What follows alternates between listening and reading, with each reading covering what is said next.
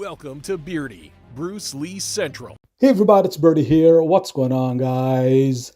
Okay, so Joe Louis, you all know about this guy by now. He's one of the greatest martial artists that ever lived.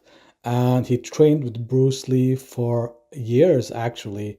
And he said in an interview that after he trained with Bruce Lee, he became invincible, essentially unbeatable, and he went on an unbeaten run that lasted for years. Remember, this guy was a kickboxing and karate world champion. So in this video here that I managed to find in my archive, Joe Louis actually performs the 1-inch punch, Bruce Lee's 1-inch punch. Now, I've never seen this before. It's the first time for me seeing this. I didn't know that Joe Louis actually performed a real 1-inch punch.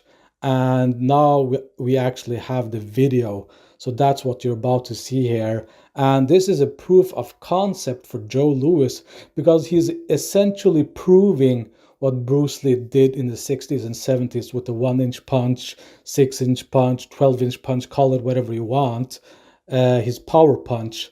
And yeah, Joe Louis perfectly, flawlessly demonstrates what the 1-inch punch was all about. And you know what, guys? He does it at least as good as Bruce Lee did it. Actually, it's up for debate in the comment section. You guys tell me who did it best, Bruce Lee or Joe Louis, because it's a close one, man. Joe Louis aces it in this video here. It's magnificent to watch. This guy was really something. I have the utmost respect for Joe Louis. These two, a pair, you know, they were invincible. Bruce Lee teaching Joe Louis and Joe Louis going out there and winning tournaments in karate and kickboxing. What a team, guys. What a team. Okay, so here we go, guys. Enjoy. Come here in position against me. Just face me just as I'm facing you now. Now what I like you to try to do is run as very fast as you will be watching him on this tape. I want you to take your right arm and just place it right in front of your chin, just like so. Now I want you to do a real fast, traditional upward block, like so, as fast as you can. Let me see how fast you can block up. Real fast, real fast. Okay, now, I want you to concentrate on me and try to move as fast as you can. Now let me just demonstrate this forehand strike that Bruce Lee worked with me. I'm going to try it, first of all, from about 4 feet away. I'm going to throw the forehand strike straight in front of your face. As soon as you see it coming, that's exactly what I want you to do, Ron. I want you to do an upward block and try to block it. Put your hand down there. Give me about 4 inches of space. You've got about 4 inches to move. I've got about 4 feet to move. As soon as you see that punch coming, just block it. All right, watch carefully. Let's see how quick you are. Let's try it again. Try to move fast. Let's try it one more time. This time I'm going to step back about 6 feet. Notice from here, Ron, I'm out of kicking range. Okay, let's see if you can just touch my hand. Touch my hand, I'll consider it a block. All right, give me the 4 inches. You've got 4 inches to move. I've got about 6 feet. Concentrate now. Let's see how fast you are. Now, if you play this take back slow motion, you notice he wasn't able to touch my hand. Now, relax. Bruce Lee used to do this in demonstrations at tournaments. The first time I saw him do it was 1966 International Karate Championships. Well, I didn't think much of it, but when you put somebody in front of you and you say, well, there's no power in that particular punch, well, then that's when I learned what they call the famous Bruce Lee 1-inch punch. In actuality, there's no such thing as the 1-inch punch. I don't know where the 1-inch punch concept came from. If you watch Bruce Lee in his demonstrations, he was always throwing the punch. He would stand like this, somebody would put a focus pad on their chest, and he would thrust forward to demonstrate how much power he had in that forehand strike.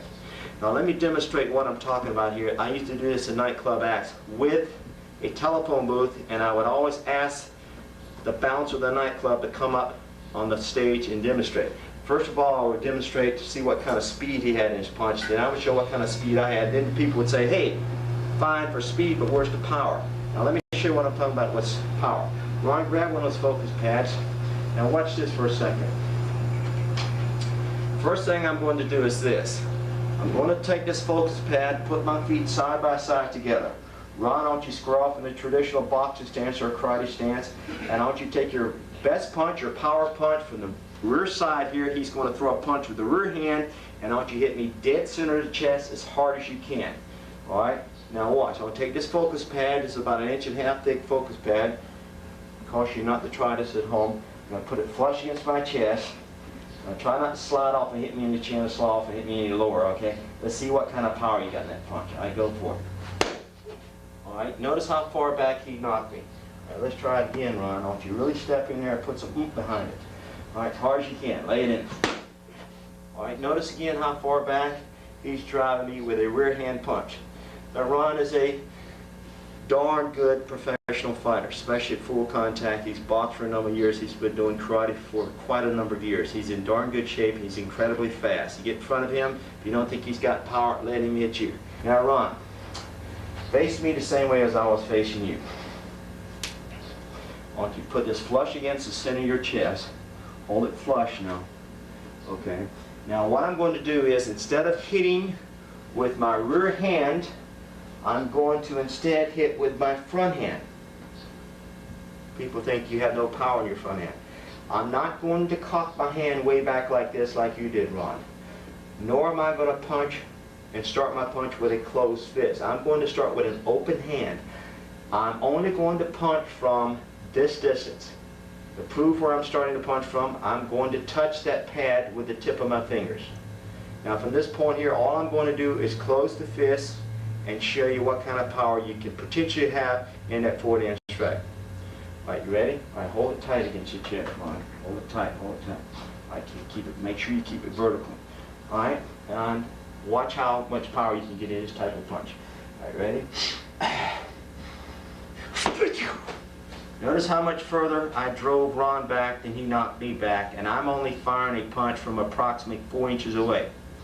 Notice the key. After I squeeze the hand, as I'm making contact, the power comes. Look at my wrist. I'm bending the wrist for power, straightening the elbow for power, torquing the body for power, and on the end of it, this is where Bruce Lee taught me how to release your energy. It's like water flowing through a hose pipe. If you squeeze on that hose pipe, what happens to your power? It ceases to flow. But you release the energy, and instead of hitting the pad, I'm throwing my energy. I'm trying to throw my energy 4 or 5 feet behind Ron.